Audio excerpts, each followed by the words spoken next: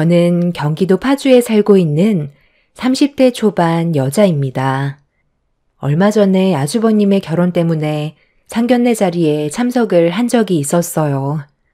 그때 당시 몸이 별로 좋지 않았는데도 제 위치에서 최선을 다하려고 노력했었지만 힘들어하는 모습이 보기 싫었는지 시모가 저에게 갑자기 돌발 행동을 저질렀고 그런 모습을 보게 된 예비 형님 댁은 결국 아주버님과의 결혼을 취소해 버렸습니다. 뒤늦게 사태 파악을 했는지 수습을 하려 했지만 이미 돌이킬 수 없는 결과로 시모가 원하는 것들은 물거품이 되어 버렸죠. 남편과 결혼을 했을 때 저를 마음에 들어하지 않았던 시모는 항상 저만 보면 하는 말씀이 약해 빠졌다는 거였어요. 그 말을 처음 들었을 땐 엄청난 충격으로 다가왔었죠. 아무리 제가 마음에 들지 않는다 해도 말을 너무 함부로 해서 어떻게 받아들여야 할지 몰라 당황스러웠는데 시모는 제가 상처를 받든 말든 그런 건 전혀 신경을 쓰지 않았었어요. 남들보다 좀 마르긴 했었는데 그렇다고 약한 편도 아니었어요. 시모는 살이 좀 쪄야 할 것 같다면서 애도 낳지 못할 것 같다는 말을 거침없이 했는데 그럴 때마다 시댁에 가고 싶은 마음이 들지 않았었어요. 결혼 2년차 밖에 안 됐었지만 좋은 말은 단 한마디도 듣지 못했었죠. 항상 얼굴을 마주하기만 하면 한도 끝도 없이 불만만 늘어놓았어요. 그러다 결국 저도 시모에게 서운한 점에 대해 털어놓게 되었고 집안의 분위기는 심각하게 바뀌게 되었습니다. 웬만하면 그냥 넘어가려 했었는데 이러다 속병이 걸릴 것 같아 눈 딱 감고 그동안 쌓였던 것들을 쉬지 않고 시모에게 털어놓았어요. 처음에는 진지하게 들어주길래 잘못된 행동에 대해 뉘우치는 줄 알았는데 그게 아니었습니다. 그래서 하고 싶은 말은 다 끝난 거니? 그럼 이제 내가 하고 싶은 말 하면 되는 거지? 너네 아들과 이혼해라. 그동안 정말 많이 참고 있었는데 너한테 너무 큰 실망을 해서 더는 함께하고 싶지 않다. 삐쩍 말라서는 애도 숨풍숨풍 낳아줄 것 같지도 않은데 왜 내 아들은 너 같은 여자를 선택했는지 모르겠다. 나도 그동안 아들 때문에 참고 넘어갔었기 때문에 이번만큼은 봐줄 수가 없겠다. 당장 서류에 도장 찍고 각자 살 길 사는 걸로 해라. 네? 아니요. 엄마가 원하는 대로 할 수는 없는 거죠. 제가 사랑하는 사람인데 이유 없이 갈라서는 건 말도 안 돼요. 저도 그동안 이 사람 뒤에서 꽤 오랜 시간 지켜봤었는데 거의다가 전부 엄마가 잘못했던데요. 이 사람이 선천적으로 몸이 마를 수도 있는 거 아니에요? 그걸 콕 집어서 말할 필요 있어요? 몇 번이나 이 사람이 상처를 받았으니까 그만하시라고 부탁까지 했었는데 며칠이나 지났다고 또 이런 식으로 난리치면 기분이 좋겠어요? 어머님, 저 이래봬도 건강해요. 병치레 크게 안 했고요. 다른 좋은 면도 많은데 왜 맨날 구박하세요? 제가 왜 어머님한테 이런 취급을 받아야 하는 건지 모르겠어요. 그러니까 너한테 기회를 주는 거잖아. 그냥 서류에 도장만 찍으면 된다니까. 신체적인 조건만 안 좋니? 너희 집안 볼 게 뭐가 있어? 둘이 좋아서 결혼까지 허락을 해줬다만 2년 동안 우리 집안 며느리로 살아오면서 네가 한 게 뭐가 있는데? 애라도 가졌으면 내가 이렇게까지 나오겠니? 엄마, 그건 저희가 알아서 할 문제잖아요. 아이를 가지는 건 저희 생활이 좀 안정이 될 정도로 자리를 잡았을 때 가지겠다고 분명 말씀드렸는데 계속 이러실 거예요? 아, 왜 이렇게 참을성이 없으세요? 저희 좀 편하게 지낼 수 있게 그냥 뒤에서 지켜보시면 안 되는 거예요? 아이 문제 가지고 제발 보채지 좀 마세요. 시모가 저를 막대하는 모습을 뒤에서 참고 지켜보던 남편도 결국 불만이 터져 나오기 시작하면서 집안 분위기는 상당히 안 좋아졌어요. 시부도 시모가 좀 지나쳤다며 제 편에 서서 대신 말씀해 주시면서 잘못을 추궁하자 더는 아무 말도 하지 않고 방으로 들어갔습니다. 하루 이틀도 아니고 얼굴만 보면 저를 잡아먹으려고 온갖 상처되는 막말을 퍼부었던 시모가 가족 모두에게 한마디씩 듣게 되자 기분이 많이 안 좋았는지 그날 이후 더욱더 저를 대하는 행동들은 날카로워졌고 문제가 심각해지자 차라리 얼굴을 안 보고 사는 게 좋을 것 같아 한동안 시댁에 발도 들이지 않았어요. 며느리로서 시모에게 잘 해드리려고 노력을 했었지만 돌아오는 게 아무것도 없자 저도 노력할 필요가 없다고 생각하게 된 거였죠. 그렇게 한참 동안 시댁에 가지 않고 시부와 연락만 주고받고 있었는데 전화 통화하던 도중에 아주버님이 결혼 문제로 자리를 만들려는데 시댁에 먼저 와줄 수 있냐는 말을 조심스럽게 꺼냈어요. 시부의 말에 선뜻 대답을 드리지 못하게 되자 옆에서 듣고 있던 남편이 제 핸드폰을 뺐더니 갈 수 없을 것 같다고 나중에 확실해지면 상견례 날짜 잡혔을 때 가겠다고 시댁에 가는 걸 꺼려하고 있었습니다. 시부는 간단하게 인사하는 자리라 나중에 정식적인 자리가 마련됐을 때 얼굴 보는 걸로 하자며 시부모님만 새로 들어오게 될 예비 며느리의 얼굴을 보기로 결정하게 되었습니다.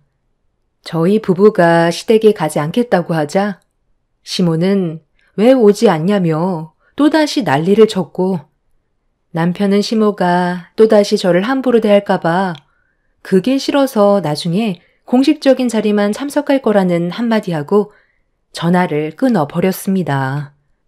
더 이상 추가적인 연락은 없었지만 시모는 저희 행동에 대해 상당한 불만을 가지고 있었어요. 하지만 중간에서 시부가 모든 걸 차단했고 좋은 관계가 만들어질 것 같지 않다면 개인적인 자리는 만들지 않겠다고 확실하게 선을 그었습니다.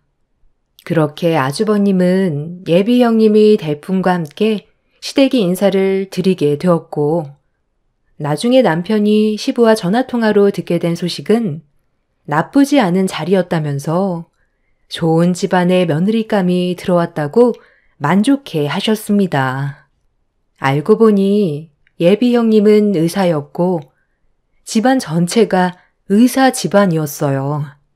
그리고 사회에서도 의료 봉사활동을 지속적으로 꾸준하게 활동해 왔었던 명문가 집안이라는 걸 알 수 있었죠.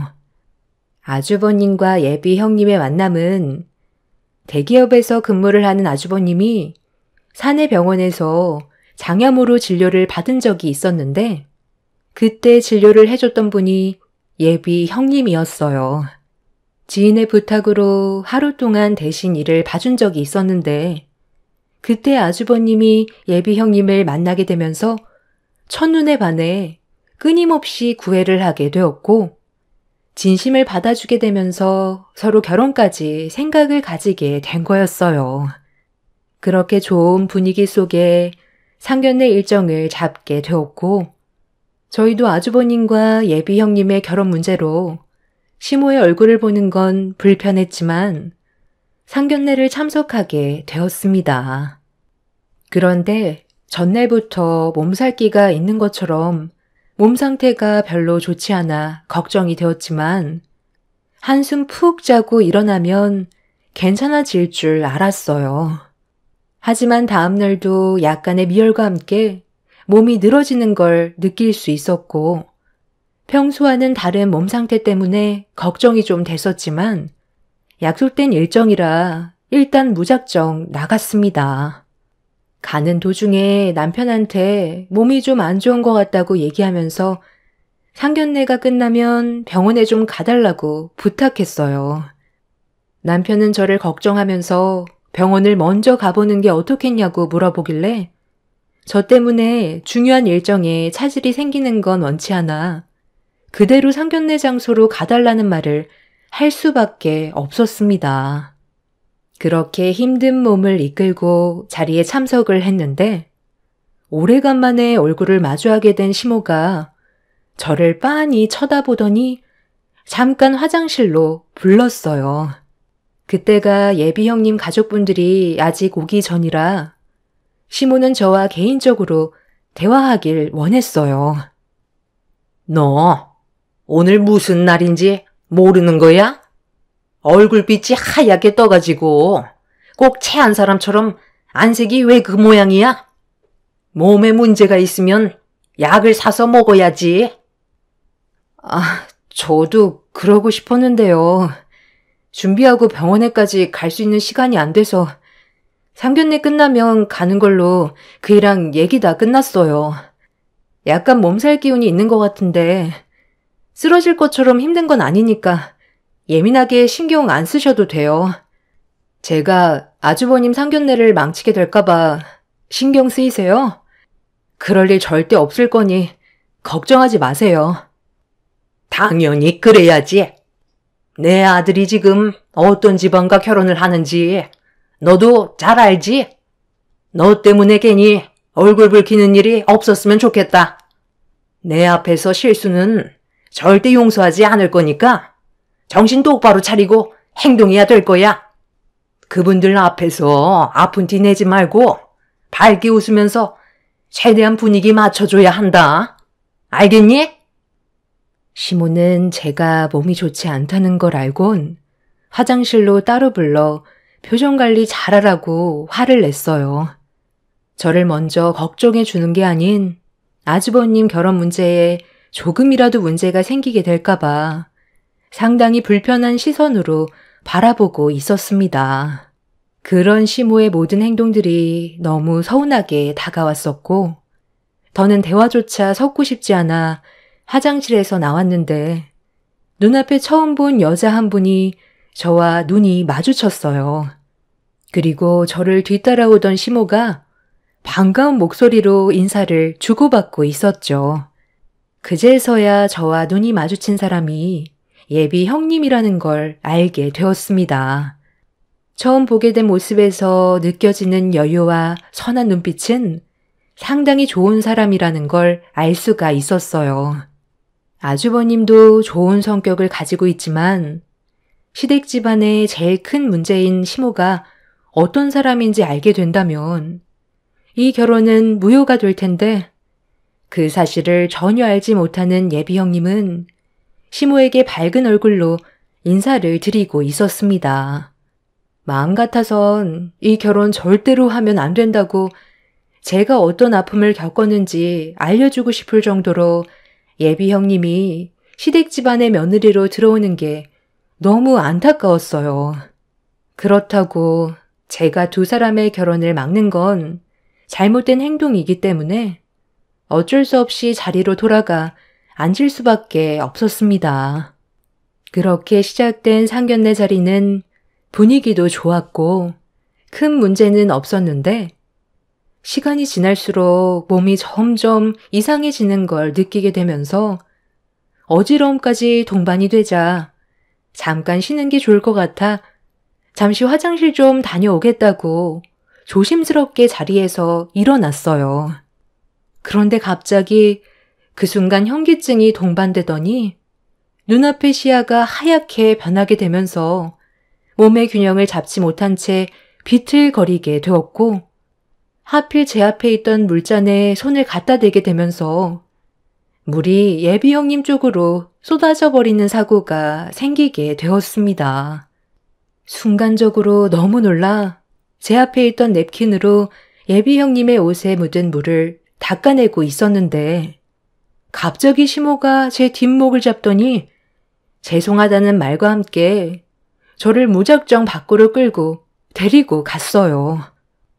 참나, 너 지금 뭐 하자는 거야?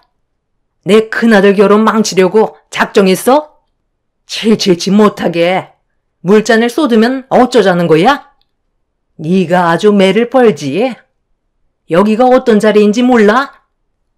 제가 지금 몸이 너무 안 좋아서 잠깐 현기증이 왔어요. 아주버님 결혼을 망치려고 일부러 그런 건 전혀 아니었다고요.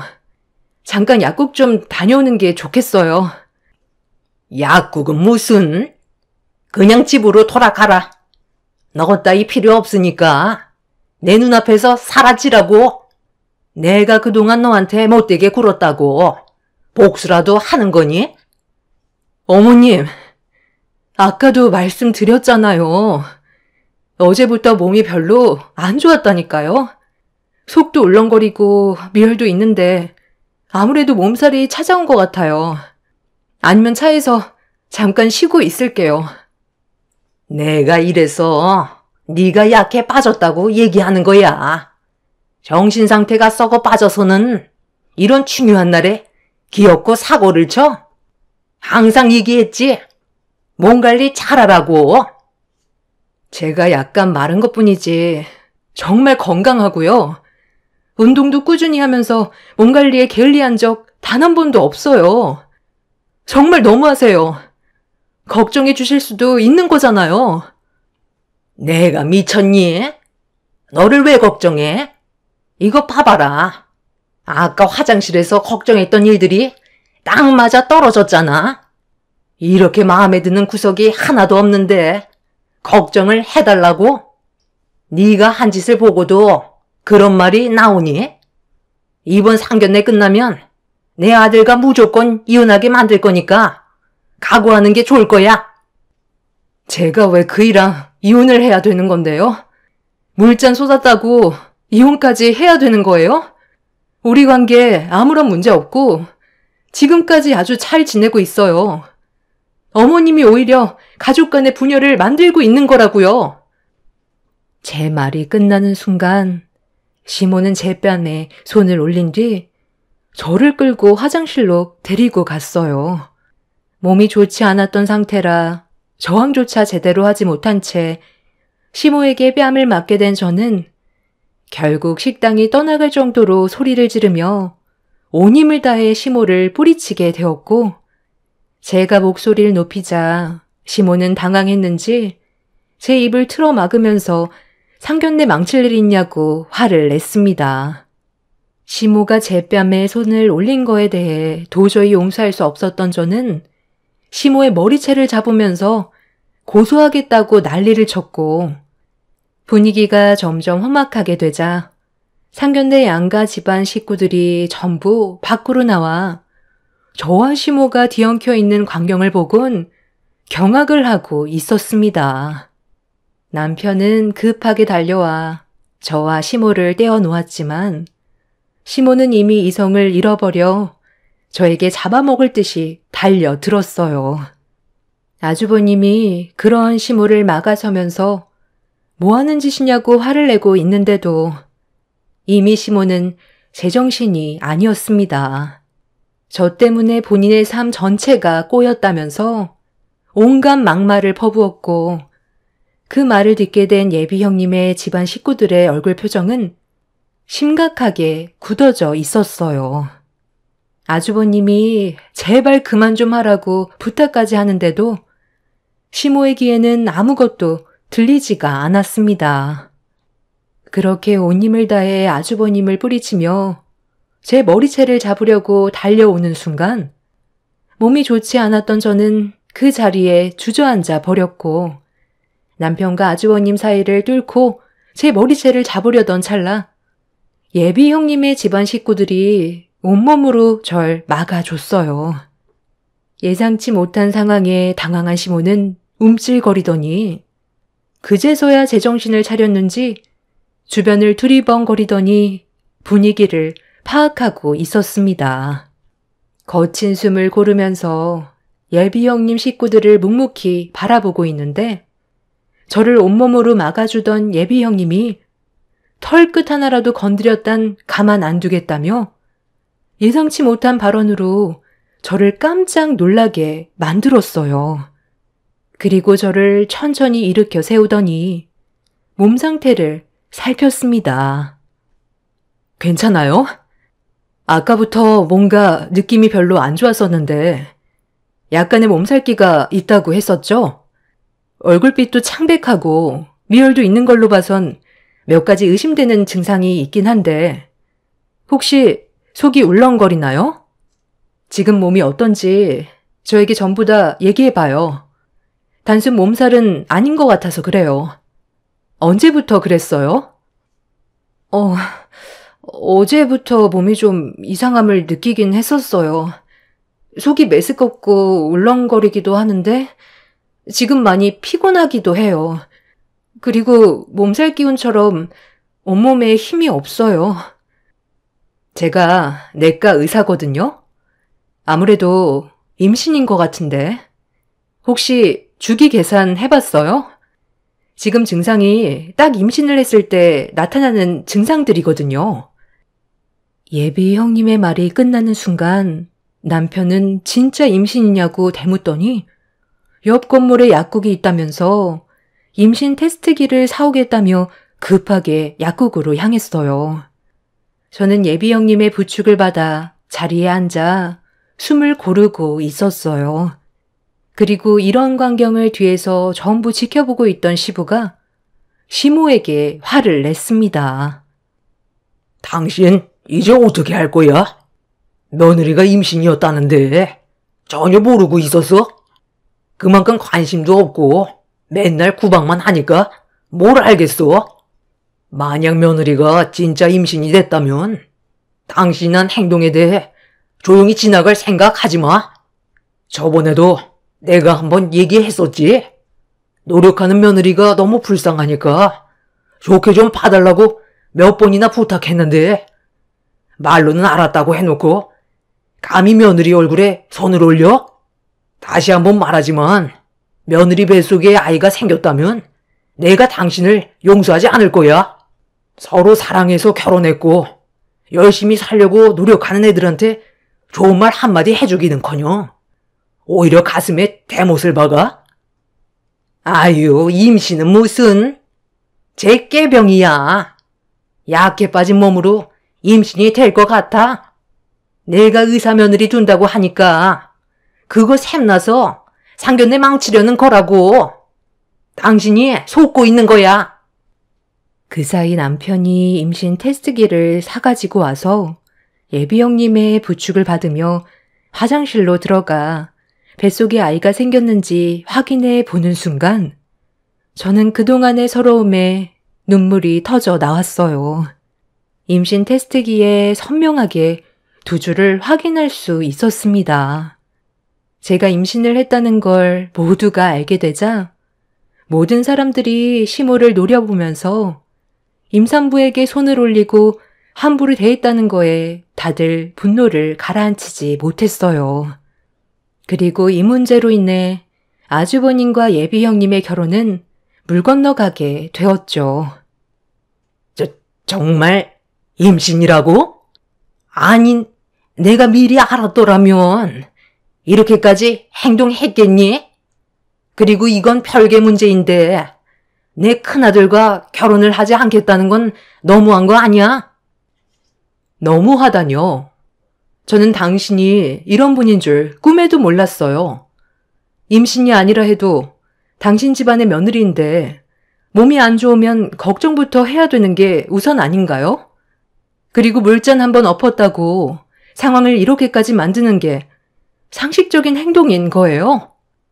누구나 실수는 할 수 있고 몸이 안 좋다 보면 충분히 그럴 수 있는 건데 그거 하나 이해 못 해줘서 이렇게까지 일을 심각하게 만든 당신이 제일 큰 문제인 것 같네요.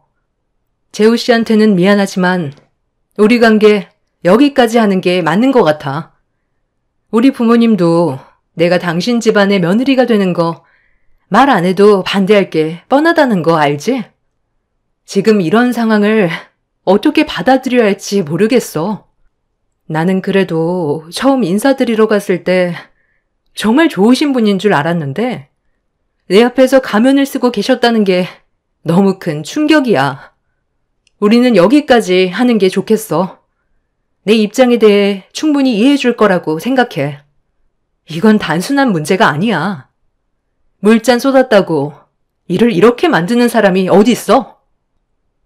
잠깐만, 혜영씨. 내가 실수 인정해. 그동안 며느리한테 쌓인 게 좀 있어서 불만이 한꺼번에 터져 나오긴 했지만 나도 내 잘못 인정하고 있다고. 그러니 나한테 바로잡을 수 있는 기회 한 번 정도는 줄 수 있잖아. 사람이 살면서 실수 안 하는 사람이 어디 있어? 기회도 없이 일방적으로 이 결혼 끝내는 건 아니지. 제가 사랑하는 사람 앞에서 엄마가 못 볼 걸 다 보여줬는데 무슨 기회를 달라는 거예요? 이미 물 건너 갔고 엄마 때문에 저는 사랑하는 사람을 잃었다고요. 며느리가 임신을 했다면 절대로 용서하지 않겠다고 내가 아까 얘기했지? 당신 때문에 내 두 아들과 며느리가 씻을 수 없는 상처를 받았고 나는 그런 부분에 대해 당신이랑 더 이상 못 살겠다. 우리 관계도 여기에서 정리하는 게 좋겠어. 애들이 무슨 죄야? 더는 눈물 흘리게 만들고 싶지 않아? 시부는 온 가족이 보는 앞에서 시모에게 이혼을 하겠다고 통보를 했어요. 그리고 시부의 말이 끝남과 동시에 그 자리에 털썩 주저앉아 모든 걸 잊은 듯한 표정으로 멍하니 땅만 바라보더니 시모가 갑자기 양손을 합치면서 잘못된 행동들에 대해 용서를 구하기 시작했습니다. 하지만 모두가 등을 돌렸고 그날 이후 시모 옆에는 가족이라곤 한 명도 남아있지 않게 되었어요. 그리고 저는 시모가 제 얼굴에 손을 올린 거에 대해 법적인 소송에 들어갔어요. 식당에 있던 CCTV에 시모의 행동이 그대로 찍혀 있었고 그 장면을 보게 된 저희 부모님께서 한바탕 난리를 쳤습니다. 저를 그동안 힘들게 한 시모의 행동들 때문에 정신적인 고통과 신체적인 피해를 받게 된 거에 위자료 청구 소송을 진행하게 되었지만 이런 법적 다툼이 생겼다는 게 너무 마음이 안 좋았어요. 서로 좋게 웃으면서 충분히 잘 지낼 수 있을 텐데 왜 이렇게까지 극단적으로 몰아가야 했는지 지금도 이해가 되지 않습니다. 시부의 결정으로 인해 현재 집안은 조용해지긴 했지만 앞으로 또 다른 일이 생기게 될까봐 걱정입니다. 얼마 전까지만 해도 시모가 찾아와 다시 잘 지내보자며 제 뱃속에서 커가는 손주도 안아보고 싶다며 좋은 관계를 만들어 가길 원했지만 가족 모두가 반대를 한 이후 지금까지 모습을 보이지 않고 있어요. 워낙 돌발적인 행동을 하시는 분이라 조심스러운 상황이고 긴장을 안 할 수가 없네요. 뱃속의 아이는 무럭무럭 자라고 있는데 저한테 피해가 생기게 될까봐 그게 제일 걱정입니다. 사람이 절벽 끝에 서게 되면 아무것도 보이는 게 없다고 하잖아요. 갑자기 사라져버린 시모가 신경이 안 쓰이는 건 아니라서 앞으로 어떻게 해야 할지 걱정이 많습니다. 하나의 문제가 해결되니 또 다른 문제가 터지네요. 제 사연을 들어주신 분들께선 가족들과 항상 좋은 관계 유지하시고 얼굴 붉히시는 일이 없으셨으면 좋겠어요. 오늘 하루 행복하시고 좋은 일만 가득하시길 바랍니다. 감사합니다. 안녕하세요. 저는 5년 전에 전 남편과 이혼을 하고 현재는 새로운 사람을 만나 잘생긴 아들 하나 낳아서 시댁 집안의 사랑을 한 몸에 받고 있는 40대 초반 여자입니다. 최근에 출산 기념으로 시모가 저에게 명품백 하나 선물해 주시겠다고 백화점을 가게 된 적이 있었어요. 저는 명품백보다 저를 언제나 한결같이 대해주시는 시부모님의 사랑이면 충분하다고 거절을 했었지만 시모는 저에게 제대로 된 선물 하나 해주고 싶다며 고집을 꺾지 않으셔서 어쩔 수 없이 백화점을 따라갈 수밖에 없었습니다. 구경만 하고 시모와 저녁 식사 간단하게 한 다음 들어갈 생각을 가지고 있었어요. 엄마의 돌봄이 필요한 아이가 걱정이 됐기 때문에 시모와 함께 있는 시간이 편하지만은 않았습니다. 남편과 시부가 같이 아이를 봐준다고는 하지만 불안한 건 어쩔 수 없기 때문에 시모와 함께 백화점에서 명품 가방을 구경하는 게 마음이 편하지는 않았었죠. 남편은 임신해서 아이가 태어나기까지 고생한 걸 보상받는 거니 부담 갖지 말고 다녀오라고 했지만 제 입장은 그게 아니었어요. 그렇게 백화점에 들어가서 여기저기 구경을 하고 있었는데 시모가 괜찮은 물건이 나온 게 없다며 표정이 별로 좋지 않으셨어요. 저에게 진심으로 마음속에서 우러나와 선물을 해주고 싶어 하시는 모습에 너무 감사했었지만 너무 죄송스러웠어요. 시모는 마지막으로 들어가게 된 명품 매장에도 마땅한 게 없으면 다음에 신제품이 나왔을 때 다시 와서 구매하는 걸로 하자며 들어갔는데 시모의 눈에 띄는 샤넬 가방 하나가 있었는지 물건을 향해 앞만 보며 걸어가시길래 저도 시모의 뒤를 서둘러 따라갔어요. 시모는 저에게 명품 가방을 손으로 가리키면서 물건이 괜찮은 것 같다고 조금의 고민도 하지 않으시길래 가격을 봤는데 1,000만 원이나 되는 가방이었어요. 제 몸에 두르고 있는 게 총합이 10만 원도 안 되는데 가방 하나에 1,000만 원이나 하는 걸 보고 경악을 할 수밖에 없었습니다. 시모는 충분히 사줄 수 있는 정도의 금액이라며 저에게 명품백을 지불하고 하시길래 이건 좀 아닌 것 같아 차라리 그 돈으로 가족끼리 여행을 가는 게 어떻겠냐고 여쭤보았지만 여행은 나중에 따로 시간을 내서 갈 생각을 이미 가지고 계셨어요. 시모가 너무 완강하셔서 어쩔 수 없이 명품백을 집으려는 순간 옆에서 누군가 저를 밀친 뒤 제가 집으려 했던 명품백을 다른 사람이 낚아채 버렸고 넘어질 뻔했던 상황이라 너무 놀라 저를 밀친 사람을 노려본 순간 그대로 온몸이 굳어 버렸어요. 5년 전에 저에게 온갖 악행을 저질렀던 시모와 눈이 마주쳤고 과거에 있었던 안 좋은 일들이 한꺼번에 기억이 밀려와 온몸이 떨려오고 있었어요. 저를 노려보던 전시모는 이상한 눈빛으로 바라보더니 로또라도 맞았냐며 주제를 알라고 목소리 높여 화를 냈어요. 저와 전시모의 관계에 왜 문제가 생겼는지 5년 전으로 거슬러 올라가 설명을 드려야 제 사연을 들어주시는 여러분들께서 이해를 하실 것 같아 여기서 잠깐 설명을 좀 드리고 본론으로 넘어가도록 하겠습니다. 전시모 집안의 며느리로 살아온 기간은 상당히 짧았었어요. 전 남편과는 2년 정도 연애했었고 서로의 마음을 확인해서 결혼까지 했었지만 제가 상상해 오던 것과는 많이 달랐죠.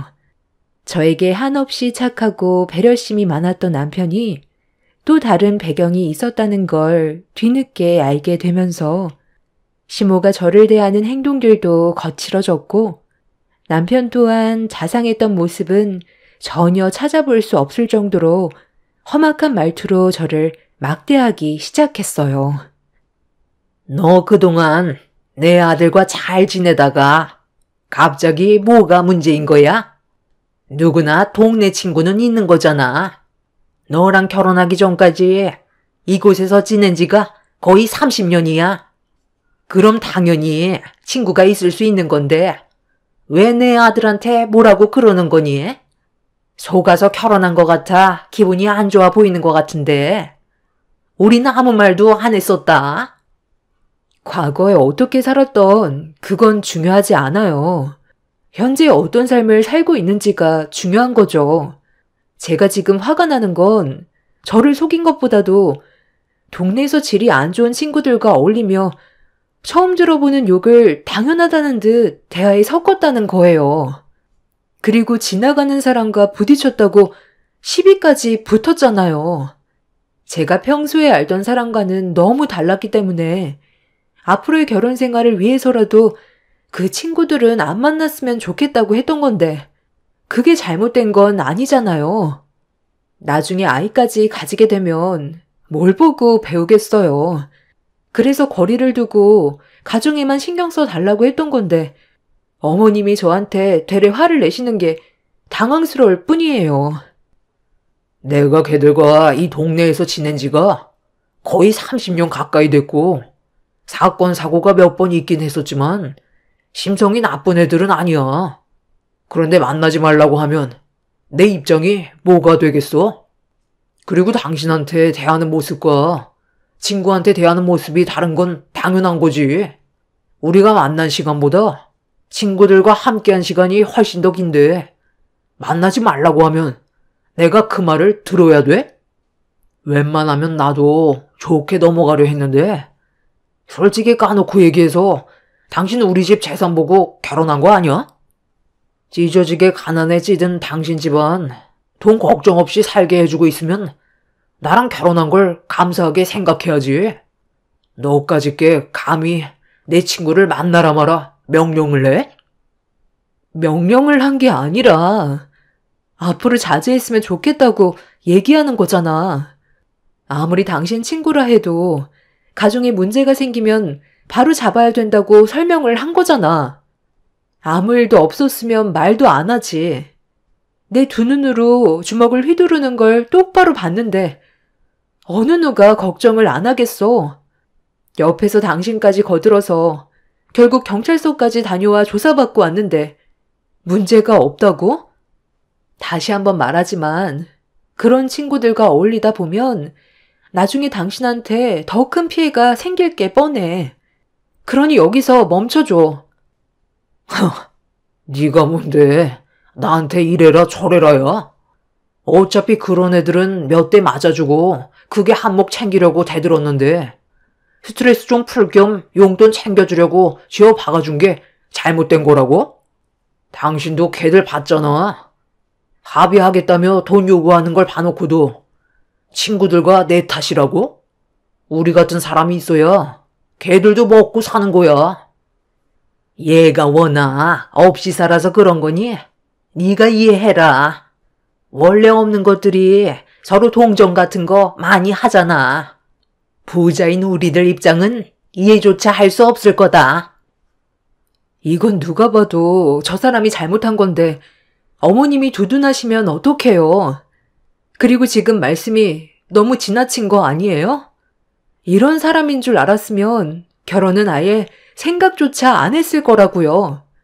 이 사람이 저지른 행동은 정당화될 수 없는 거고 바로잡으려 하지 않는다면 저는 더 이상의 결혼 생활 이어나갈 수 없어요. 뭐라고? 나한테는 일상이고 사소한 일들이었는데 이게 무슨 문제가 된다는 거야? 화풀이한 만큼 돈을 지어줬잖아. 걔들도 입이 찢어져서 좋아하면 그걸로 된 건데. 당신은 그래도 나를 조금은 이해해줄 줄 알았는데 너도 그런 놈들과 정말 똑같은 족속이구나. 감히 내 앞에서 이혼을 거들먹거려?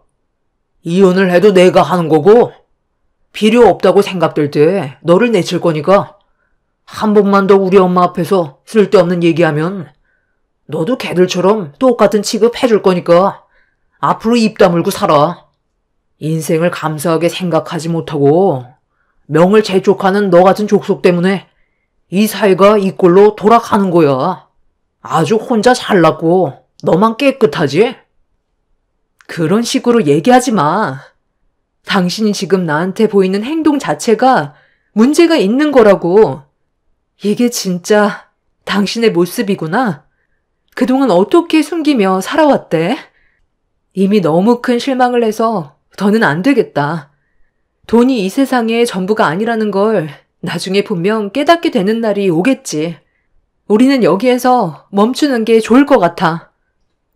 제 말이 끝나는 순간 남편이 갑자기 흥분해서는 손에 잡히는 건 뭐든 저에게 집어던지기 시작했어요.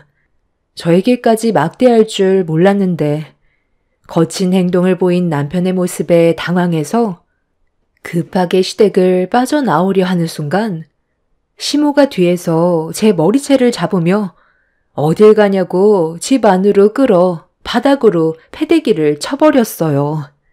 그날 시모와 남편의 거침없는 행동에 저는 엄청 큰 상처를 받게 되었고 남편이 집어던진 물건에 머리를 맞게 되면서 정신까지 잃게 되는 상황까지 오고 나서야 정리가 될 수 있었습니다.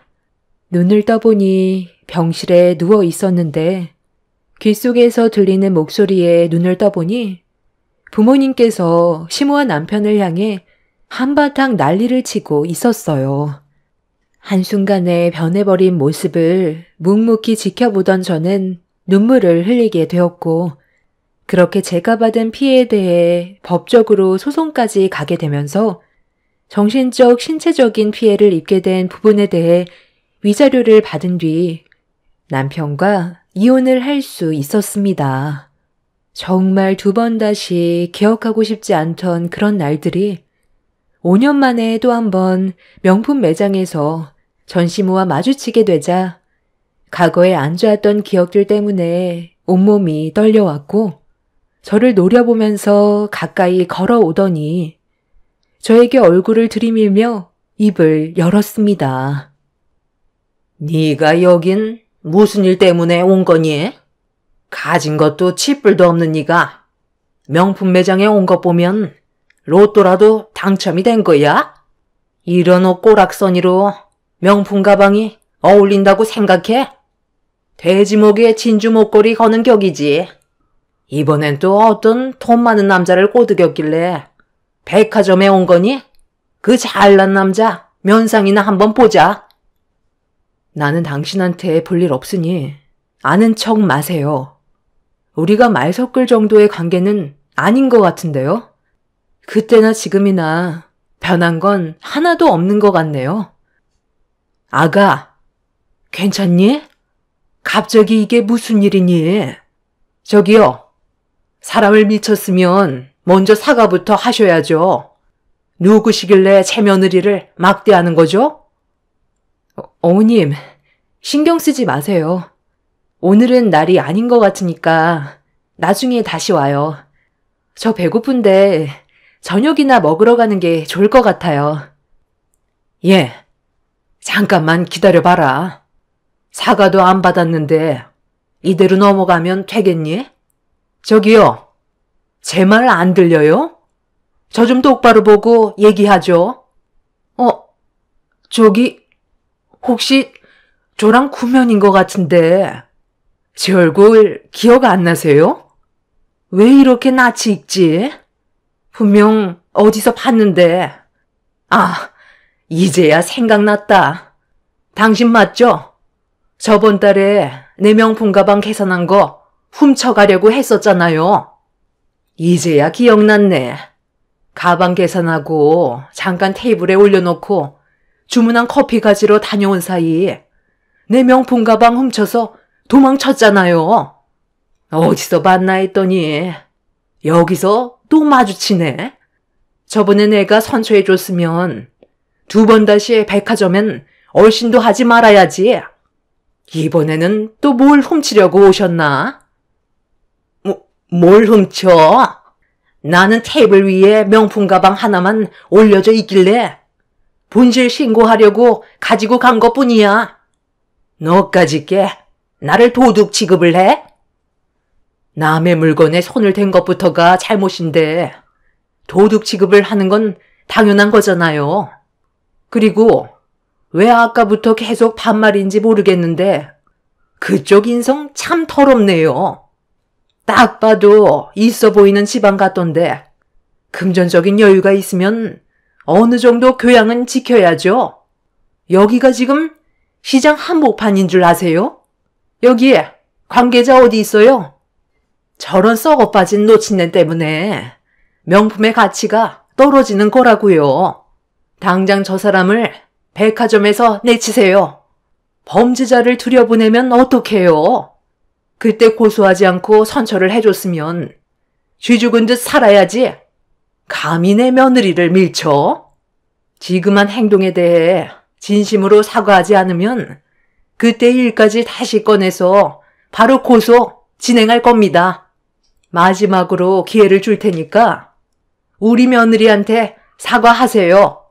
진심으로 사과하고 그 가방 돌려주면 더는 이를 키우지 않을 겁니다. 엄마.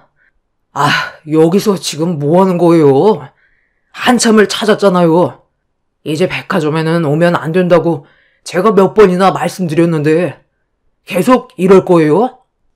저희는 이제 이런 명품 가방 꿈도 못 꾼다고요. 무슨 일이 있었는지는 모르겠지만 정말 죄송합니다. 제가 대신 사과드릴 테니 좋게 넘어가 주시면 안 될까요? 아니, 당신이 여기는 어떻게? 겉모습을 보면 이런 곳에서 명품 가방을 살 정도로 돈이 많아 보이는 것 같지는 않은데 혹시 로또라도 당첨된 거야? 정말 그런 거야? 전 남편과 시모를 한자리에서 보게 되자 너무 기분이 안 좋았어요. 현 시모는 이미 흥분을 가라앉히지 못할 정도로 화가 많이 올라온 상태셨어요.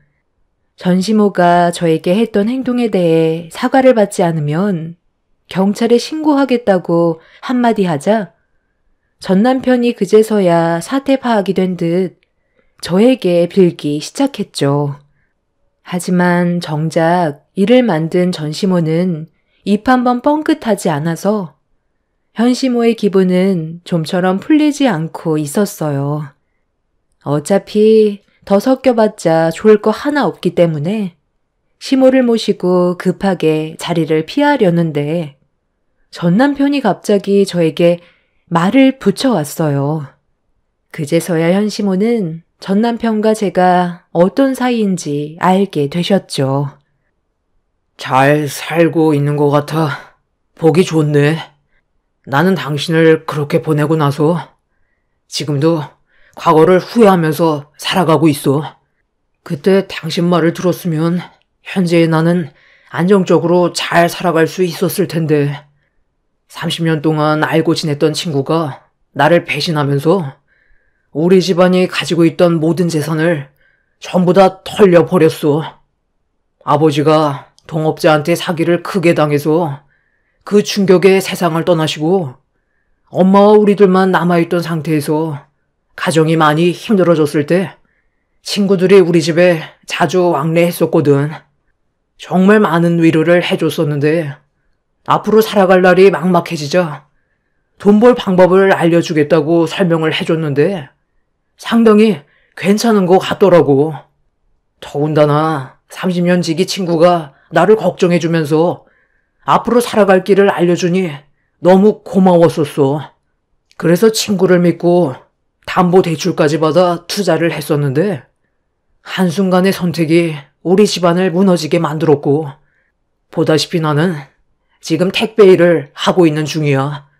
우리 엄마가 정신적으로 좀 문제가 생겨서 치료 중인데 백화점에 납품할 물건이 있어서 잠깐 다녀오는 사이 우리 엄마가 나 몰래 명품 매장으로 오셨던 거고 이런 상황이 생겨버렸는데 당신한테도 상처를 줬다면 정말 미안해. 내가 다른 곳에도 급하게 배송을 해야 돼서 빨리 가봐야 하는데 조용히 넘어가 주면 안 될까? 나중에 또 언제 만나게 될지 모르겠지만 당신은 잘 살고 있는 것 같아서 그래도 안심이 된다. 전 남편은 예전과 다른 모습을 하고 있었지만 이미 좋지 않은 감정으로 끝난 상태였기 때문에 그 사람이 불쌍히 보이거나 하지는 않았어요. 전 시모는 저를 노려보면서 저 혼자 잘 먹고 잘 산다며 난리를 쳐댔어요. 현 시모가 전 시모를 아는 체 하는 순간 경기를 일으키며 쓰러지려 했던 게 물건을 훔쳐 도망치려 했다가 걸리게 되었다는 사실 또한 그날 처음 알게 되었죠. 전 남편은 정신적으로 문제가 생긴 전 시모를 힘겹게 데리고 급하게 백화점을 빠져나갔습니다. 현 시모가 두 사람을 가만두지 않겠다며 따라 나가려 하시길래 제가 분위기를 반전시키기 위해 화제를 돌리면서 저녁 식사를 하러 가게 되었습니다. 시모는 과거에 그 사람들에게 어떤 상처를 받았었는지 물어보시길래 식사를 하면서 왜 이혼을 하게 됐는지 설명을 드렸어요. 시모는 제가 겪었던 아픔에 대해 전부 듣게 되시자 많이 슬퍼하셨어요. 마음고생이 심했을 것 같다며 2번 다시 만날 일은 없을 테니 앞으로 좋은 일만 생길 거라고 저를 위로해 주셨습니다. 그렇게 시모와 간단하게 식사를 마친 뒤 시댁으로 향했습니다. 그렇게 시부모님과 약간의 시간을 더 보낸 뒤 남편과 함께 집으로 돌아오게 되었고, 녹초가 돼서 뻗어버린 남편과 깊은 잠에 빠져버린 아이를 살펴준 뒤 자리에 앉아 정신없던 그날 하루를 다시 떠올려 보고 있었는데, 현관문에서 누군가 노크하는 소리가 들려왔어요. 너무 늦은 시간이고 올 사람도 없어서 술 취한 사람이 집을 잘못 찾은 줄 알고 그냥 넘어가려 하는 순간 현관문 밖에서 제 이름을 부르는 목소리가 들려왔습니다. 예상치 못한 상황이라 인터폰으로 밖을 확인해 봤는데 전 남편이 저를 부르고 있던 거였어요. 여기가 지금 어디라고 온 거야? 당신이랑 나는 이미 끝난 사이고 서로 더는 만날 필요가 없는데 왜 또 찾아온 거냐고. 지긋지긋한 당신 식구들 보고 싶지 않아. 당신이 나에 대한 안 좋은 기억이 있다는 거 충분히 알고 있어. 그런데 내가 도움을 청할 사람이 지금 당신밖에 없다는 거야. 나 지금 너무 힘든 상황이거든. 당신이 좀 도와주면 안 될까? 먹고 사는 것도 정말 힘든데 문제는 우리 엄마야. 정신이 오락가락해서 택배 일을 하면서 모시고 다니는 게 너무 힘들더라고. 이런 말 하는 게 염치 없다는 거 아는데 우리 엄마 좀 당신이 옆에서 보살펴주면 안 될까? 내가 아직 시설로 보낼 마음의 준비가 되어 있지 않아서 부탁 좀 할게. 뭐라고? 나보고 지금 당신 어머님을 돌봐주라고?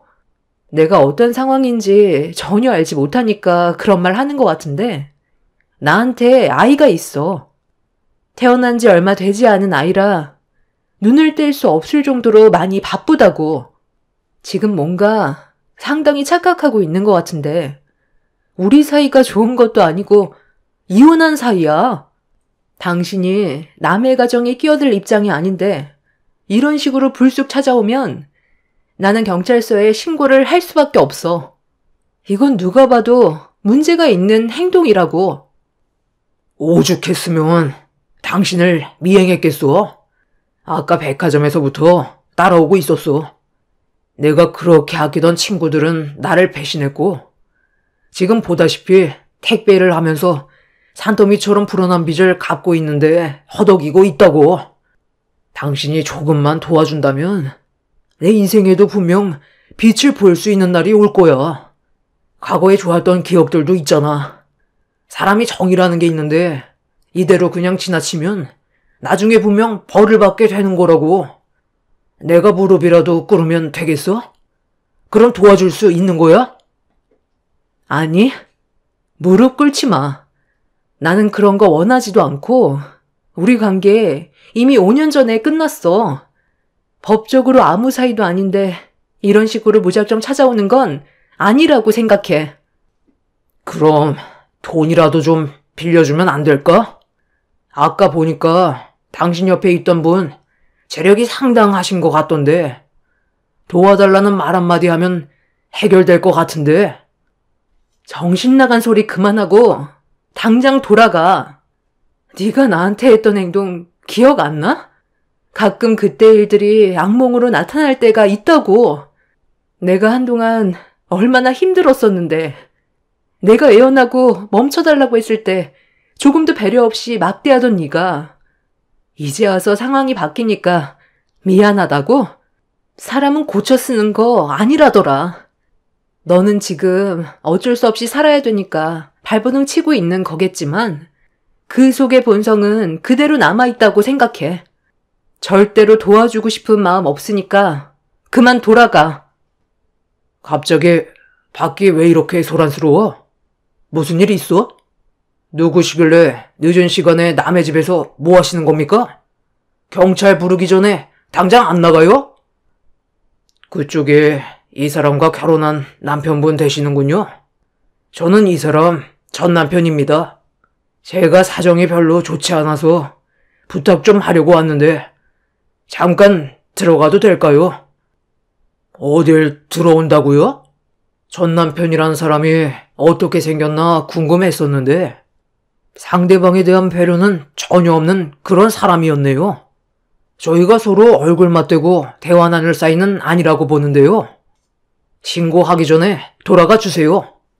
잘 지내고 있는 남의 가정에 찾아와서 줄 서시는 거 상당히 예의 없는 거 아시죠? 대충 듣긴 했어서 그쪽에게 풍기는 느낌이 너무 안 좋거든요. 무슨 생각으로 여기까지 찾아왔는지 모르겠지만 한 번만 더 이 사람 앞에 나타난다면 그땐 제가 가만두지 않을 겁니다. 네, 여보세요? 지금 외부인이 저희 집에서 행패 부리고 있는데 막무가내로 들어오려고 해서요. 네, 곧 오신다고요? 네, 부탁드리겠습니다. 오늘은 때가 아닌 것 같으니까 나중에 다시 찾아오는 게 좋을 것 같네. 그쪽이 얼마나 잘 나가는지 모르겠지만 이미 저는 잃을 게 없는 사람이거든요. 이 세상에 저는 미련이 없다는 말을 하는 거예요.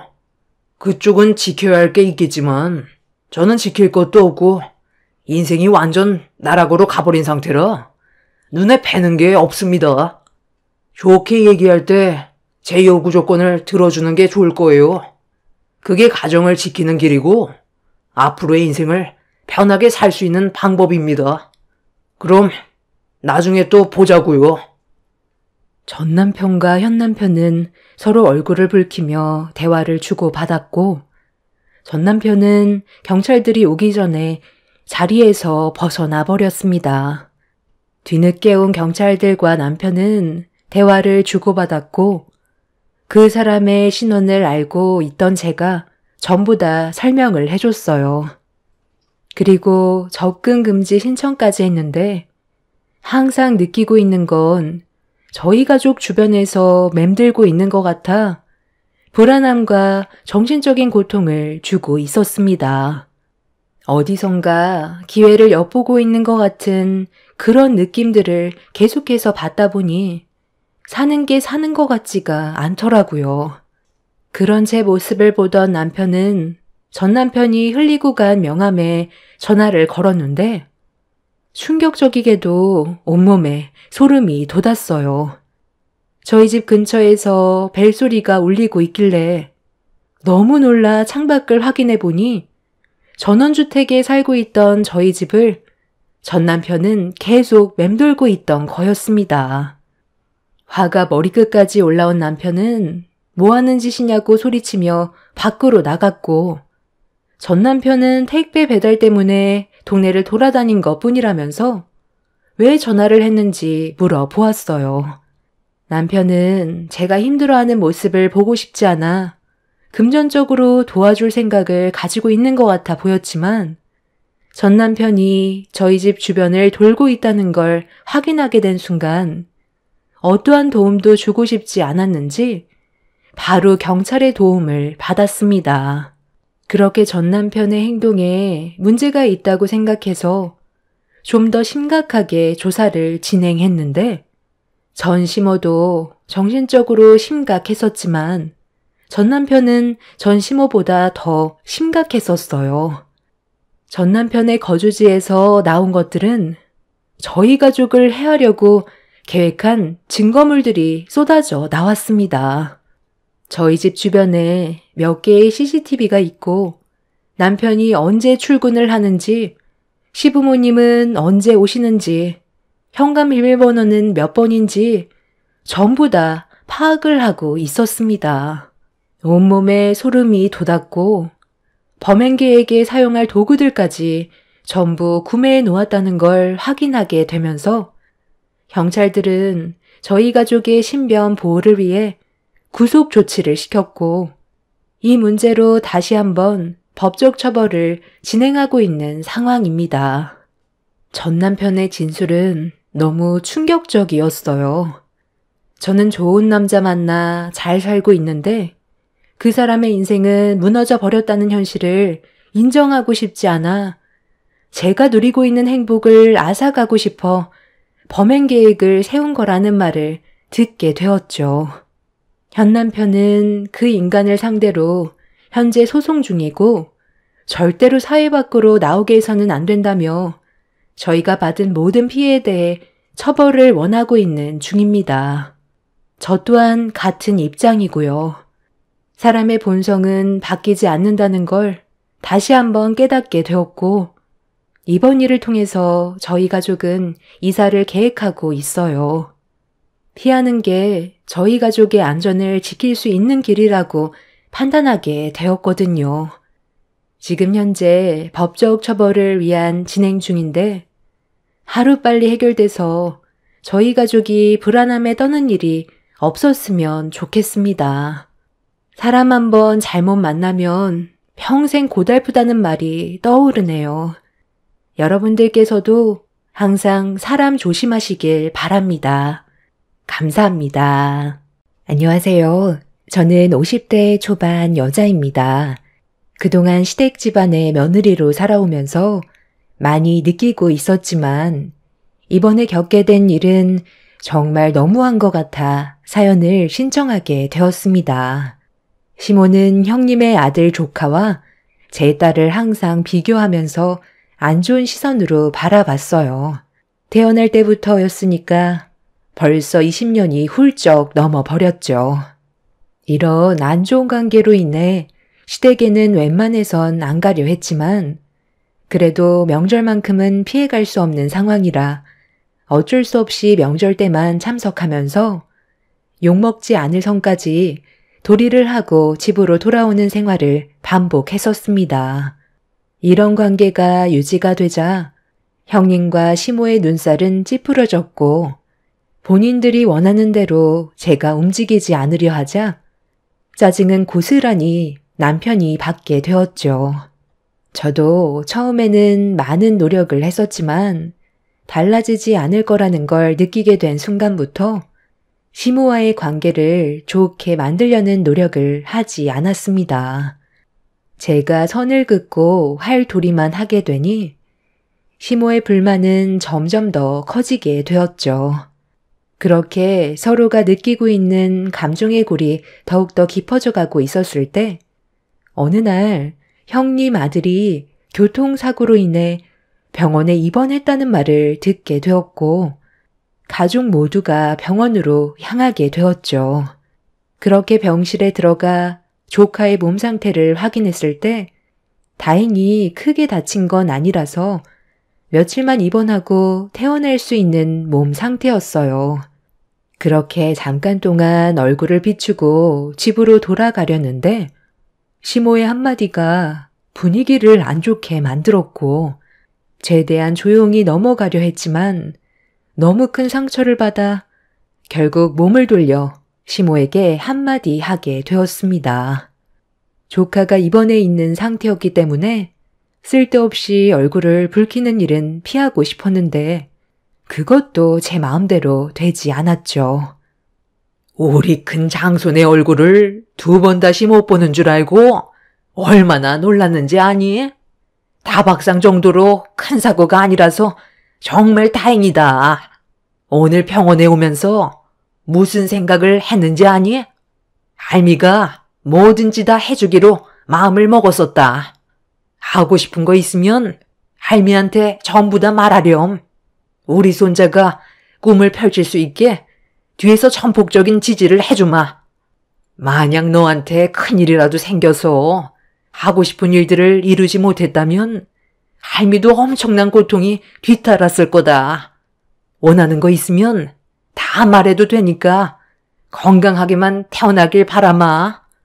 이런 사고는 우리 장손이 아닌 제가 다쳤어야 했는데 하마터면 대가 끊길 뻔했잖니.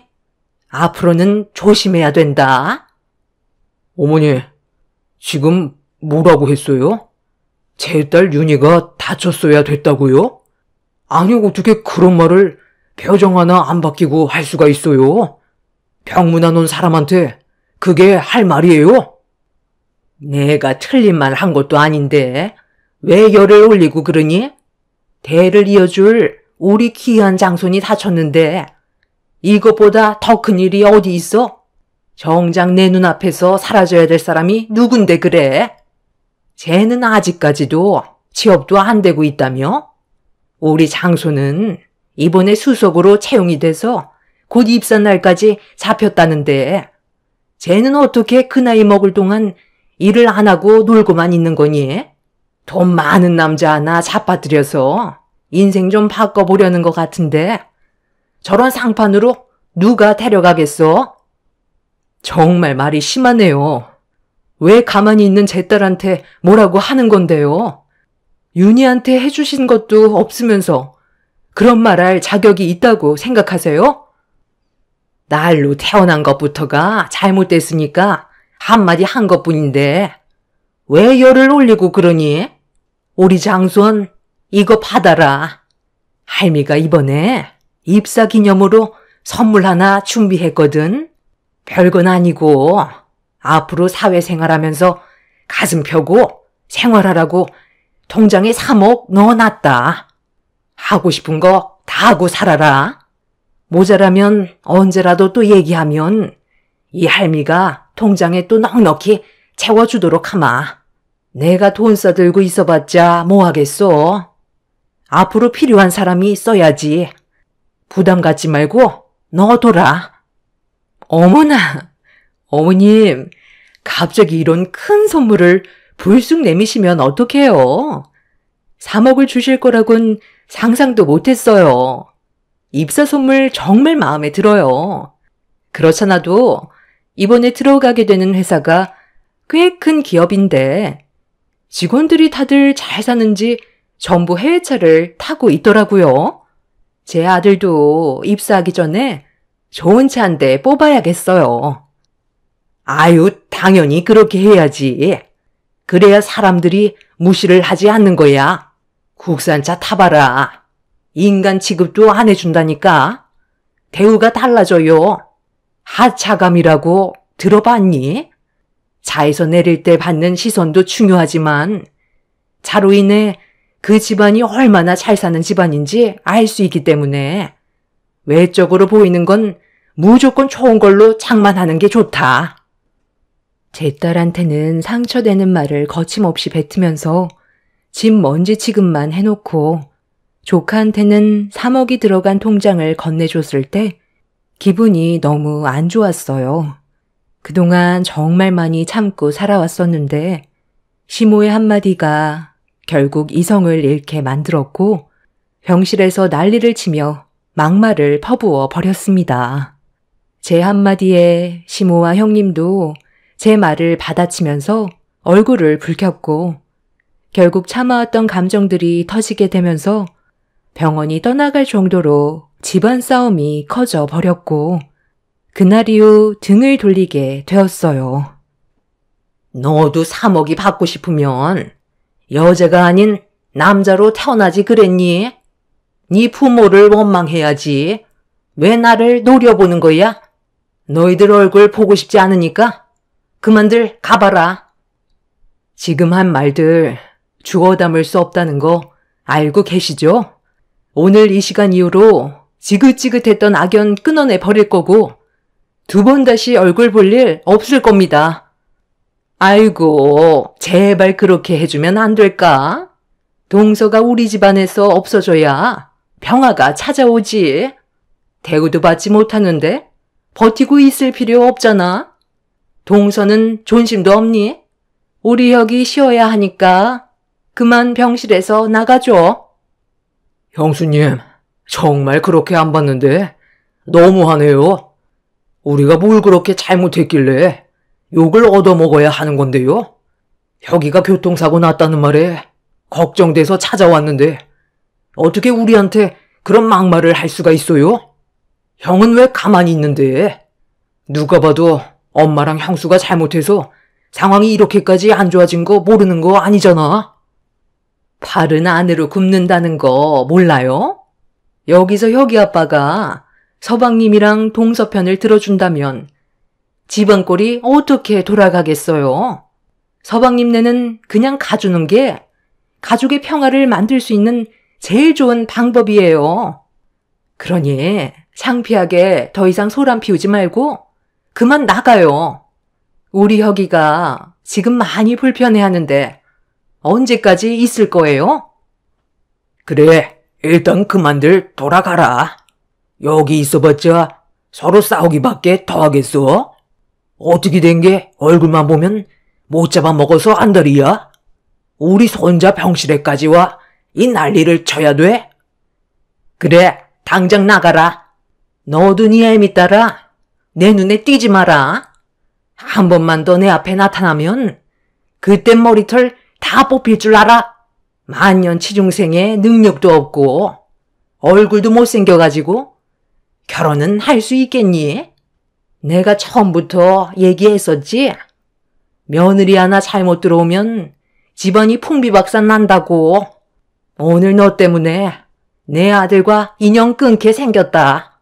아들 손자 낳아달라고 그렇게 얘기했었는데 내 말을 무시하고 손녀딸 하나 낳고 땡쳤으면서 뭘 잘했다고 어디서 큰 소리야? 저 그때 윤이 출산할 때도 생명이 위태로운 상태에서 겨우 출산했던 거 모르시는 것도 아니면서 그런 말이 나오세요? 아무리 노력해봤자 돌아오는 건 결국 이런 거였네요. 바라시는 대로 다시는 당신들 앞에 나타나지 않을 거고 세상을 떠나도 장례식장에 발도 들이지 않을 테니 걱정하지 말고 잘 먹고 잘 사세요. 여보, 윤희야, 가자. 남편은 2번 다시 얼굴 볼 일 없을 거라며 저와 제 딸을 데리고 병실 밖으로 뛰쳐나갔어요. 저는 흥분을 가라앉히지 못한 상태로 한바탕 난리를 친 뒤 집으로 돌아오게 되었고 제 딸은 상처를 많이 받았는지 방에 들어가 참아왔던 눈물을 결국 터뜨리고 말았습니다. 남편과 저는 그날 이후 2번 다시 시댁 식구들의 얼굴을 보고 싶지 않았어요. 어떠한 일들이 생겨도 절대로 그 집안 인간들과 만날 생각은 조금도 없었습니다. 그렇게 저희 가족은 모든 연락수단을 전부 다 차단해 버렸고 혹시 모를 일들이 생기게 될까봐 집까지 내놓게 되었죠. 그들의 도움이 없어도 충분히 잘 먹고 잘 살아갈 수 있기 때문에 굳이 얼굴을 보게 되는 일들을 만들고 싶지가 않았습니다. 시댁 집안과 저희 집의 거리가 먼 것도 아니고 걸어서 20분이면 도착하는 거리이기 때문에 오다 가다 마주칠 확률이 높아 그런 것도 없애버리고 싶었어요. 남편도 시댁 집안 식구들한테 너무 질려버렸다면서 적극적으로 다른 지역의 집을 알아보고 있었죠. 그렇게 시간이 흐르고 이사 날짜까지 확정받은 상태에서 짐을 정리하고 있었는데 딸이 늦은 저녁 시간에 잠깐 나갔다 오겠다면서 외출을 했어요. 근처에 친구가 산다고 했었는데 이사를 가게 되면 자주 얼굴을 못 보게 되니 이해해 주었고 예민하게 생각하지 않고 있었습니다. 그런데 어느 날부터인가 외박을 너무 자주 하길래 좀 신경이 쓰이기 시작하더군요. 그래서 조심스럽게 만나는 사람이 여자인지 남자인지 확인해 보려고 물어보는 순간 남편과 저는 딸의 입에서 나온 한마디에 너무 놀라 입을 다물지 못하고 있었어요. 그동안 늦은 저녁 외박을 했던 이유는 남자를 만나고 있었다는 거였고 교제한 지 2년이 넘어간다는 말을 듣게 되었죠. 예상하지도 못했던 대답을 듣게 된 터라 할 말을 잃어버려 어떻게 말을 해줘야 될지 모르겠더라고요. 그런데 제 딸은 놀란 저에게 결혼까지 생각하고 있다면서 최대한 빠른 시일 내에 식을 올리고 싶다는 말까지 했고 얼굴빛이 사색이 된 저희 부부는 일단 어떤 남자인지 만나보는 게 좋을 것 같다면서 집으로 초대를 하게 되었습니다. 그리고 며칠 뒤 딸의 말처럼 진짜 건장한 남자를 집으로 데려왔어요. 너무 갑작스럽게 일이 벌어져서 많이 당황스러웠었죠. 이사를 가야 되는 상황이라 집안 꼴이 말이 아니었기 때문에 집 근처에 분위기 좋은 곳으로 자리를 옮겼고 그렇게 모두가 둘러앉았는데 제 딸과 만남을 가지고 있던 남자는 결혼까지 진심으로 생각하고 있다면서 연인이 되었던 상황을 설명해 주었어요. 2년 전에 제 딸이 카페에서 아르바이트를 하고 있었는데 매장 앞에서 충돌 사고를 목격했고 차에서 내린 남자는 오토바이에서 넘어진 남자 보고 괜찮냐고 몸 상태를 살펴보며 난감해하는 얼굴로 어디론가 전화를 하고 있었어요. 그런데 사고로 오토바이에서 넘어진 남자가 현금을 요구했고 조용히 처리하기를 바란다고 하길래 현금을 빼서 주려는 걸 제 딸이 목격하고 사고가 난 현장으로 달려가 현금을 건네주려는 걸 가로막았어요. 그리고 오토바이에서 넘어졌던 남자를 가리키면서 일부러 돈을 갈취하려고 부딪힌 거라며 카페 앞에 CCTV에 다 녹화가 돼 있다고 그 자리에서 경찰에 신고를 했고 범행을 계획한 그 사람은 상습범이라는 걸 알 수 있었습니다. 그 남자에게 도움을 줬던 제 딸은 그날 이후 조금씩 가까워지고 있었는데 그런 만남이 2년간 지속이 되었고 이미 상대 집안에는 벌써 인사까지 드렸다는 걸 듣게 되었죠. 딸은 제가 걱정을 할까봐 그동안 조심스럽게 만나고 있었는데 딸과 만나던 남자가 프로포즈하고 그 집안에 인사까지 드리게 되자 더 이상 숨길 필요가 없다고 생각했는지 저에게 거침없이 옆에 앉아있는 남자가 가지고 있는 좋은 점을 설명해 주었죠. 그 모습을 보고 있는데 딸도 좋은 남자 만나 행복하게 사는 모습을 보고 싶었어요. 제가 결혼을 반대할 이유도 없었고 벌써 인사까지 드린 뒤 결혼을 허락받았다는 말에 더는 고민하고 싶지도 않았습니다. 남편도 저와 같은 생각을 가지고 있었는지 앞으로 둘이 잘 됐으면 한다고 좋게 대화를 풀어나갔어요.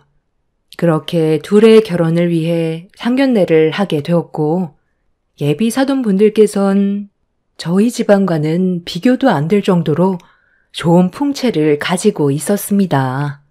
그리고 제 딸을 아주 좋게 봐주셨는지 예비 사이가 제 딸과 만나는 동안 단 한 번도 얼굴에 미소를 잃은 적이 없었다면서 옆에 꼭 있어줘야 할 배우자감이라며 제 딸에 대한 칭찬을 아끼지 않으셨네요.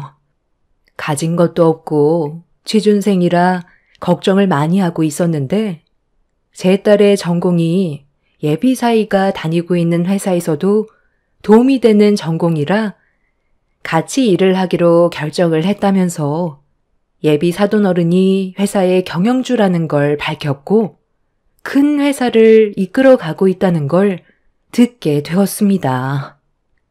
그러니까 제가 지금 듣게 된 걸 정리해보면 예비 사돈어른께서 회사의 대표시고 그 밑에서 예비 사이가 경영일을 배우고 있다는 말씀이신데 아무리 제 딸의 전공이 회사에 도움이 되는 전공이라곤 하지만 저희 집안은 보시다시피 부유하지도 않고 지극히 평범하게 살아온 집안입니다. 보통 사돈분들 정도의 집안이시면 회사 경영에 도움이 되는 그런 집안과의 결혼을 선호하시지 않나요? 제 딸이 예비 사이와 결혼을 한다고 해서 이득되는 건 없을 텐데요. 그런 생각을 가지고 있었다면 처음 인사 왔을 때부터 거절을 했을 테고 상견례 일정도 잡지 않았겠죠. 저희 부부는 윤희 어머님이 생각하시는 그런 것과는 거리가 상당히 멀어요. 제 아들이 행복하기만 바랄 뿐이고 앞으로 회사를 경영하게 될 때 뒤에서 내조를 잘해줄 수 있는 그런 배우자감을 원하고 있었어요. 그건 전적으로 제 아들이 선택을 해야 이루어질 수 있는 것들이죠. 저희들이 선자리를 주선해 준다고 해서 될 문제는 아니잖아요. 본인이 직접 선택한 사람과 행복하게 살아야 일의 능률도 오를 테고 서로의 성격도 잘 맞다 보니 앞으로 헤쳐나가게 될 일들 또한 지혜롭게 처리할 수 있을 것 같아 허락을 하게 된 겁니다. 그러니 절대로 그런 생각은 안 하셔도 되고 저는 우리 이쁜 윤희가 제 아들과 행복하게 잘 살아줬으면 좋겠어요. 그거 외에는 바라는 건 없습니다.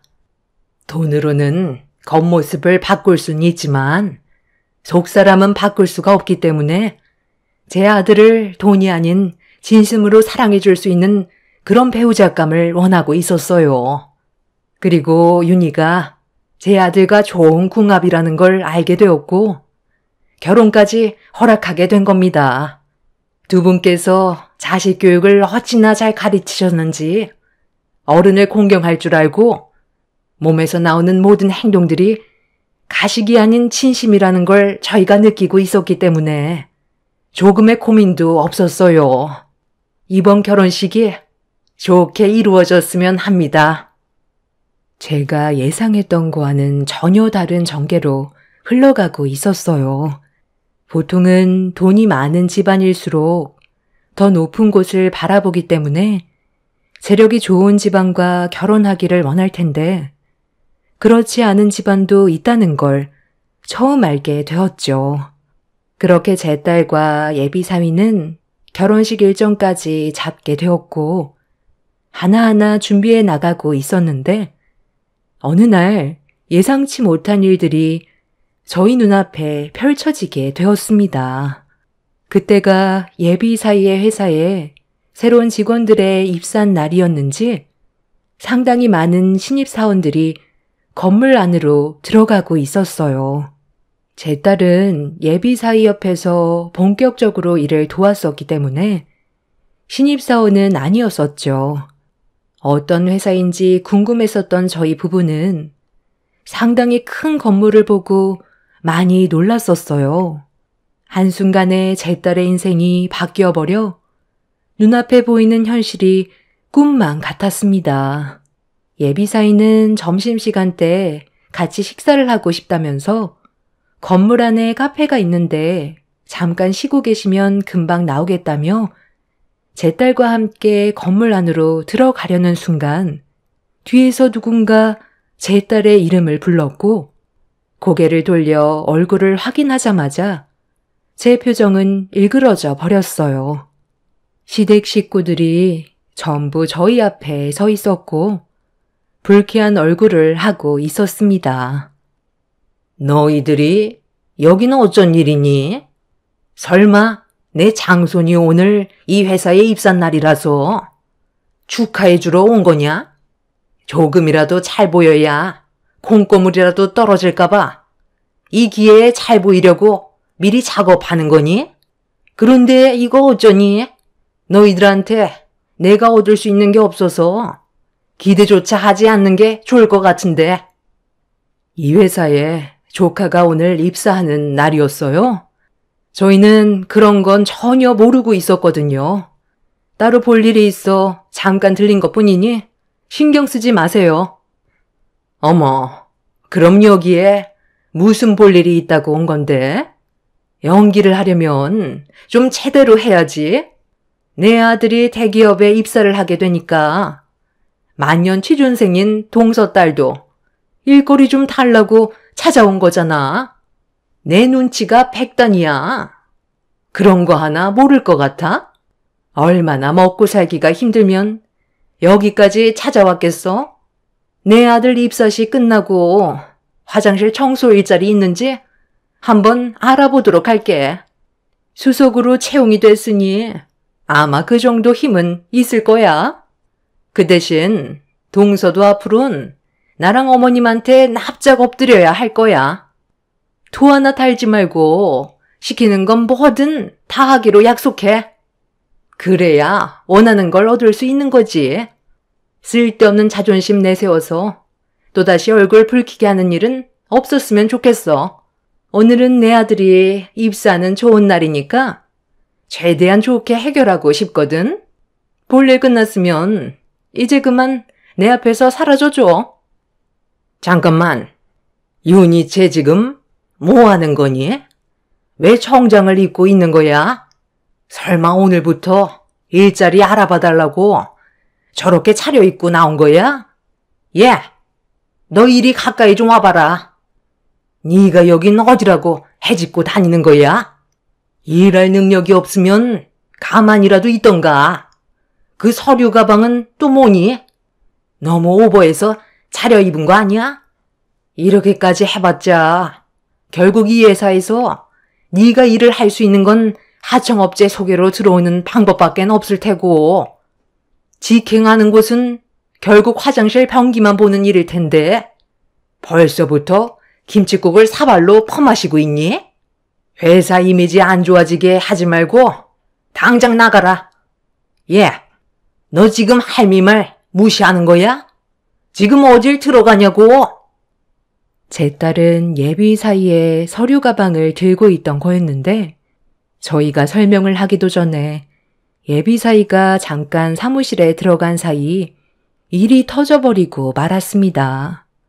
제 딸이 시모를 무시하고 예비 신랑이 들어간 사무실로 들어가려 하자 어딜 들어가냐면서 갑자기 뒤를 쫓아가더니 머리채를 잡았고 상당히 많은 직원들 앞에서 제 딸을 바닥으로 패대기 치는 충격적인 광경이 벌어졌던 거였죠. 너무 순식간에 일어난 일이라 저희 부부가 말리기도 전에 일이 터졌고 형님은 시모 옆에서 더 본때를 보여줘야 한다며 시모의 흥분을 더욱더 부추기고 있었습니다. 제가 시모를 강하게 밀친 뒤 소리를 지르자 형님이 저를 밀쳤고 제 뺨에 손을 올렸어요. 저도 이미 참을 만큼 참았던 터라 형님의 뺨에 있는 힘껏 손을 올려 버렸습니다. 조카가 중간에서 저와 형님을 말리고 있었는데 시모가 제 딸의 머리채를 잡으려 하자 남편이 시모를 온몸으로 막아섰고 그 사이 사무실에서 나온 예비 사이가 회사 안에서 벌어진 충격적인 광경에 놀랐는지 소리를 질렀습니다. 지금 못들 하는 짓들입니까? 당신들은 누구길래 남의 회사에서 행패야? 아버님, 어머님, 괜찮으세요? 윤희야, 일어날 수 있겠어? 누가 이랬어? 방금 뭐라고 그랬어? 아버님, 어머님? 쟤는 또 어디서 굴러 들어온 놈이야? 아주 끼리끼리 잘들 노는구만. 쟤도 여기 청소해주는 하청업체 직원 아니야? 그새 남자 하나 꼬드겼어? 그 애미의 그 딸이라더니 내 아들도 꼬리쳐서 데리고 가더니 비는 못 속인다고 남의 회사에서 끼를 부리고 있어? 김대리, 내가 분명 외부인 출입 못하게 하라고 몇 번이나 얘기한 것 같은데 저 사람들은 도대체 여긴 왜 들어온 거야? 당장 업무 방해죄로 고소하고 우리 집안 식구들한테 피해를 준 부분에 대해서도 변호사 선임해서 법대로 소송 절차 밟으세요. 선처는 조금도 없으니 무조건 법으로 진행할 겁니다. 어머님, 지금 분위기가 좀 안 좋은 것 같은데 일단 상황 파악부터 하는 게 좋지 않을까요? 저 남자 다른 사람들과는 좀 달라 보여요. 다들 얼어 있잖아요. 조카는 제 예비 사이의 얼굴을 자세히 보더니 사색이 돼서는 회사 대표의 아들이라며 경영주라고 설명을 하기 시작했어요. 그 말을 듣게 된 형님은 그제서야 사태 파악이 되었는지 비틀거렸고 예비사이는 넘어져서 일어나지 못하는 딸 밑에 납작 엎드려 등을 보이고 있었습니다. 제 딸은 예비사이의 등에 엎였고 직원들의 도움으로 차에 몸을 실어 예비사위와 함께 병원으로 이동했어요. 그리고 저희도 딸의 몸 상태가 걱정이 돼서 곧장 병원으로 향하려 하자 시모가 제 팔을 붙잡았습니다. 저에게 어떻게 된 일이냐고 설명해 달라고 하길래 조카가 입사하게 될 회사의 대표의 아들이 제 딸과 결혼할 예비사위라는 한마디를 끝으로 시모의 팔을 뿌리쳤어요. 제 말이 끝나는 순간 시모와 형님은 그 자리에 주저앉아 버렸고 저희 부부는 병원으로 향하게 되었죠. 제 딸은 시모에게 머리채를 잡히는 바람에 발목 인대가 늘어나 반깁스를 해야 됐고 이 문제로 예비사위가 많이 화가 났는지 분노를 가라앉히지 못하길래 그동안 어떤 일들이 있었는지 예비사위에게 전부 다 털어놓게 되었습니다. 모든 상황을 알게 된 예비사위는 수석으로 채용된 조카의 입사를 취소했고 입사날이었던 중요한 날에 업무를 방해한 시댁 식구들에게 법적인 소송이 들어갔어요. 이런 상황이 되자 시모와 형님 내외가 저희 집에 찾아와 손이 발이 되도록 빌었어요. 그리고 생각지도 못한 말을 듣게 되었죠. 시댁 식구들이 꽤 많은 돈을 주식에 투자를 했는데 크게 물리는 바람에 돈을 상당히 많이 잃게 됐는지 조카가 앞으로 집안을 살릴 희망이라며 예비사위의 회사인 IT 기업에 꼭 입사를 해야 된다고 기회를 달라고 했지만 이미 엎어진 물은 주워 담을 수가 없었어요. 장손의 미래가 집안을 살리는데 처음 시작할 때부터 미끄러지면 안 된다고 가족끼리 소송은 너무한 거 아니냐면서 예비사위에게 말 좀 잘해달라고 부탁했지만 저희 부부는 전혀 들어주지 않았습니다. 이미 상처를 받을 만큼 받았기 때문에 어떠한 선처도 없었어요. 그리고 예비사위의 결정이 옳은 판단이었다고 생각했기 때문에 저희도 소송을 그대로 진행하길 원했습니다. 안 좋은 싹은 자를 수 있을 때 미리 잘라버려야 더 이상 자라지 않기 때문에 이번 기회를 통해 그 인간들이 자신이 저지른 행동이 뭐가 잘못됐는지 깨닫길 바랐습니다. 지금 현재 그 인간들을 상대로 법적인 소송이 접수가 된 상태이고 제 딸은 이번 7월 말에 결혼식이 예정이 되어 있습니다. 시모의 형님은 저희 가족에게 다시는 함부로 대하지 않겠다고 납작 엎드렸지만 달라질 건 없을 것 같아요. 이번 사건으로 인해 무엇을 잘못하고 살아왔는지 뼈저리게 느끼길 바랄 뿐입니다. 앞으로 제 딸이 예비사위와 행복하게 잘 살았으면 좋겠어요. 저는 그거 하나면 바랄 게 없을 것 같습니다. 제 기가 막힌 사연을 들어주신 많은 분들께 진심으로 감사드리며 언제나 좋은 일만 가득하시길 바랍니다. 감사합니다.